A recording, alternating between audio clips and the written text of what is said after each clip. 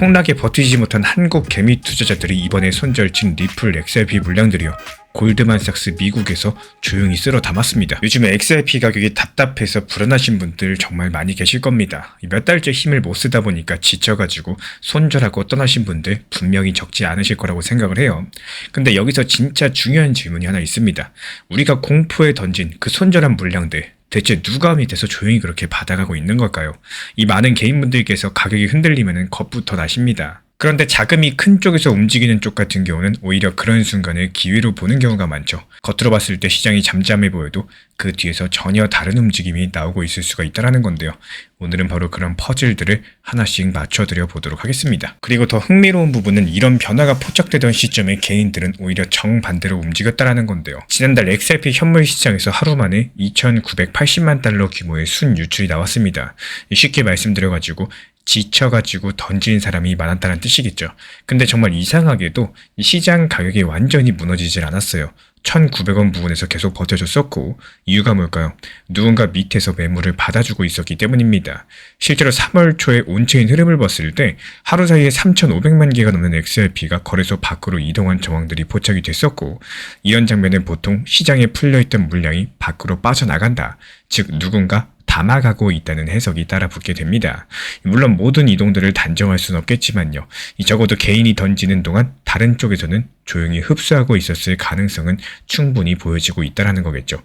결국 지금의 1,900원 구간은 개인의 투매 그리고 큰손의 흡수가 맞붙는 이런 자리다 이렇게 볼 수가 있겠습니다. 그리고 바로 여기서 중요한 이벤트가 하나 등장을 합니다. 이 방금 전 미국 시장의 커브 XRP Enhanced Income ETF가 상장이 됐는데요. 이름이 조금 어렵지만 뜻은 단순합니다. 그냥 가격만 따라가는 ETF가 아니라 XRP 기반으로 옵션 전략까지도 더해서 이 수익 흐름까지도 노리는 상품이라는 건데요.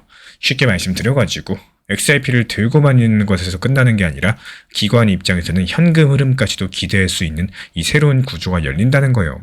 이게 왜 중요할까요? 그동안 XRP 같은 경우 이더리움처럼 스테이킹 수익이 있는 구조가 아니기 때문에 보수적인 자금 입장에서는 매력이 약하다는 시선이 존재했습니다. 근데 이제는 XRP도 상품 구조만 잘 짜면은 수익형 자산처럼 접근할 수 있겠네. 이런 문이 열린 셈이겠죠. 그래서 시장에서는 이런 해석들이 나옵니다.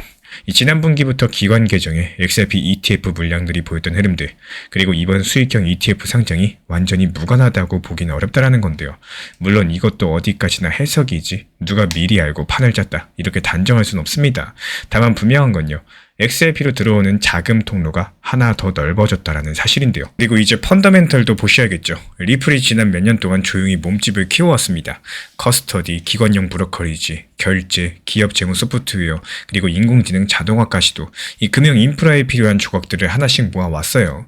이름은 조금 복잡하지만 핵심은 간단합니다. 리플이 단순한 코인 회사에 머무는 게 아니라 실제 돈이 움직이는 금융 시스템 안으로 들어가려고 준비 중에 있다는 건데요. 브래드 갈링하우스 CEO 측에서도 2026년을 리플의 결정적인 해처럼 표현을 해주면서 인공지능과 결제 그리고 기업 재무관리의 결합 가능성에 대해서 여러 차례 언급을 했습니다.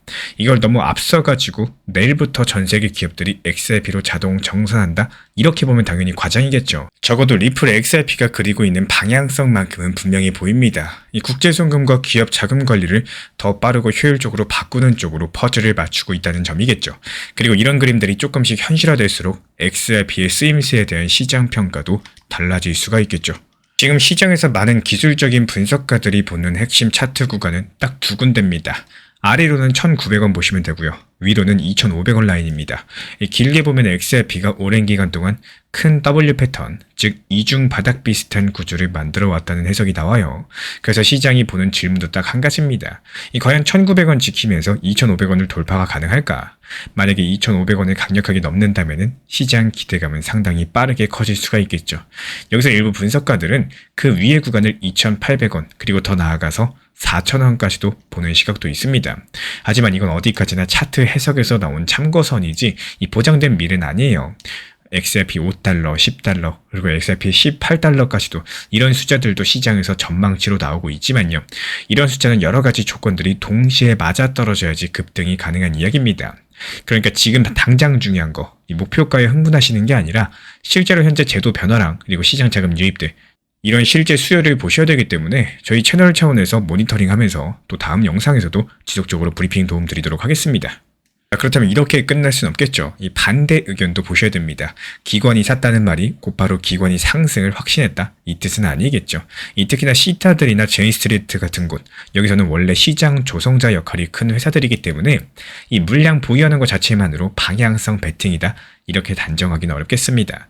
그리고 기간 계정에 잡힌 XRP 익스포저가 전체 시가총액 대비했을 때 상당히 압도적인 수준은 아니라는 지적도 존재하고 있는데요. 이런 부분들이 차분하게 보셔야 돼요. 그럼에도 제가 여전히 긍정적인 큰 그림을 보는 이유는 단순합니다. 예전 같은 경우에 주변부에 있었던 XRP, 근데 지금은 제도권 상품 구조 안으로 조금씩 들어오고 있는 상황이고요. 이 개인이 던지는 구간에서도 가격이 완전하게 무너지지 않으면서 또 누군가가 받아가는 흔적이 보이고, 리플도 역시 이 금융 인프라 쪽으로 계속해서 몸집을 키워나가고 있기 때문이겠습니다. 즉 차트량 수급 그리고 펀더멘털까지도 이 3박자가 동시에 완전히 꺾인 모습은 아니다라는 말씀을 드리는 거예요. 그래서 저는 단기간에 10배 같은 극단적인 시나리오보다는 조건이 확인이 될 때마다 한 단계씩 올라가는 이 계단식 흐름 패턴에 더 무게를 두고 있습니다. 새로운 ETF가 자금 유입 통로가 되어주고 또 규제 명확화 이슈가 붙으면서 리플의 실제 사용 확장이 조금씩 증명이 되어준다면은 XRP는 오랜 부진을 끝내고 구조적인 전환 구간에 들어설 가능성이 높겠죠. 다만 이런 상승들이 단숨에 폭발하는 방식이 아니라요, 하나씩 검증되면서 올라가는 이런 형태의 가능성이 더 높아 보입니다. 정리드리자면요, 지금 시장의 핵심은 이겁니다. 개미들이 지쳐서 던질 때 다른 한쪽에서는 XRP를 제도권 자산으로 편입하고자 하는 움직임이 조금씩 보이고 있다는 거, 그리고 그 가운데 새로운 ETF, 기관 상품 구조, 리플의 인프라 확장들이 하나의 퍼즐처럼 연결되기 시작을 했다는 겁니다. 결국에 질문은 딱 한 가지예요. 이런 흐름들이 진짜 구조적인 전환의 시작일까요? 아니면 아직까지는 기대만 앞선 초입 구간일까요? 다음 영상에서 앞으로 꼭 보셔야 될 신호 그리고 변수들까지도 더 구체적으로 짚어드려 보도록 하겠습니다. 구독자분들께서는요, 이 상승을 기대하시기보다도 하락에 대한 준비를 미리 해두시면은 투자 심리 자체가 훨씬 더 편해지시게 될 겁니다. 이 많은 분들께서 시장 바라보실 때 항상 이런 생각을 먼저 하시죠. 이거 얼마까지 상승할까? 이번에 크게 가는 거 아닐까? 이 정도면은 이제 상승 시작 아닐까? 물론 투자에서 상승을 기대하는 마음들은 자연스러운 일입니다. 하지만 문제가 뭐냐? 이런 기대감이 너무나도 커지면은 시장이 조금만 하락해도 기본적인 실망감이랑 스트레스가 같이 따라올 수밖에 없다라는 점인데요. 그래서 이런 암호화폐 시장을 조금 더 편하게 바라보실 수 있는 방법 중에 하나가 상승을 기대하시는 것보다는 하락에 대한 준비를 먼저 해두는 게 오히려 마음이 편합니다. 예를 들어 볼까요? 이 리플을 보고 있으시면은 리플이 얼마까지 올라갈까 계속 생각하시기보다도 만약에 리플 XRP가 이 지지선 라인까지 내려왔을 때 나는 과연 어떻게 대응을 해야 될까? 그리고 이 구간까지 하락하면은 나는 추가 매수를 해야 될까? 이 가격까지 조정이 오면은 비중을 어떻게 조절을 해야 될까? 이렇게 하락에 대한 기준을 미리미리 정해 두시면요, 정말 신기하게도 실제로 시장에 뜻밖의 하락이 찾아왔을 때 여기서 내가 당황하시기보다는 이제 내가 준비했던 구간이 오는구나, 슬슬 매수 준비해야겠다, 이렇게 오히려 조급함을 내려놓을 수가 있다는 겁니다. 그래서 오히려 하락장이 스트레스가 아니겠죠. 기다리고 있었던 구간들처럼 박앤세일 구간이 될 수가 있다는 거고, 또 반대로 상승만 기대하고 있다가 하락장이 찾아오면은 또 그 순간부터는 모든 게 스트레스로 변하실 수밖에 없어요. 하지만 하락을 대비하고 있는 사람에게는 하락장이 오면은 이제 내 시간이구나, 이런 생각들이 들기 시작을 합니다. 그리고 그렇게 준비가 된 상태에서 다시 상승장이 찾아오면요, 이 심리적으로 봤을 때 훨씬 더 긍정적인 흐름들이 만들어질 수밖에 없다라는 거. 이 투자라는 게 결국에 시장 방향성에 대해서 완벽하게 맞추는 게임이 아니라 어떤 상황이 와도 내가 흔들리지 않도록 준비하는 게임이다, 이렇게 말씀을 드리고 싶어요.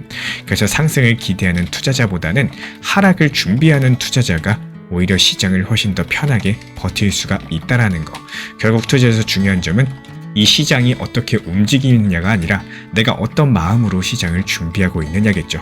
오늘 영상도 끝까지 함께 해주셔서 정말로 감사드립니다. 우리 구독자분들에게 코인신사 채널은요, 단순한 투자 채널이 아닙니다.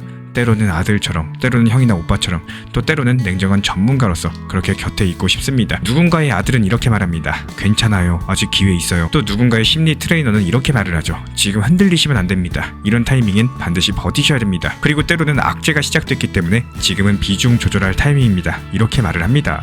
그리고 또 누군가의 전문가로서 이 구간은 분명히 좋은 타점이 될 것입니다, 이런 말씀도 드릴 수가 있겠죠. 그렇게 저는 매 순간마다 시장을 바라보고 있습니다. 이 시장이라는 건 늘 변화를 하고요, 감정은 그것보다 훨씬 더 빠르게 흔들릴 겁니다. 하지만 그때마다 우리 코인신사 채널은 밤새 차트 지켜보면서 누군가의 불안이 덜어지기를, 또 누군가의 손실이 멈추길 바라면서 그 마음을 담아서 한 줄 한 줄 브리핑을 시작합니다. 이 투자라는 건 숫자 싸움이 아니라요, 마음 싸움이고 그 심리가 전부인 영역입니다. 이 시장에서 끝까지 버틸 수 있는 힘, 그거는 정보보다 함께 가는 사람에게서 나와요. 우리 구독자분들이요, 절대로 혼자가 아니라는 거를 이 목소리로서 꼭 전해드리고 싶습니다. 오늘도 우리 구독자분들 곁에서 가족처럼 함께 걷는 동반자 코인신사 채널이었습니다. 제가 안내해드리고 있는 코인신사 채널 멤버십 전용방에 대해서 짧게 설명드려 보도록 하겠습니다.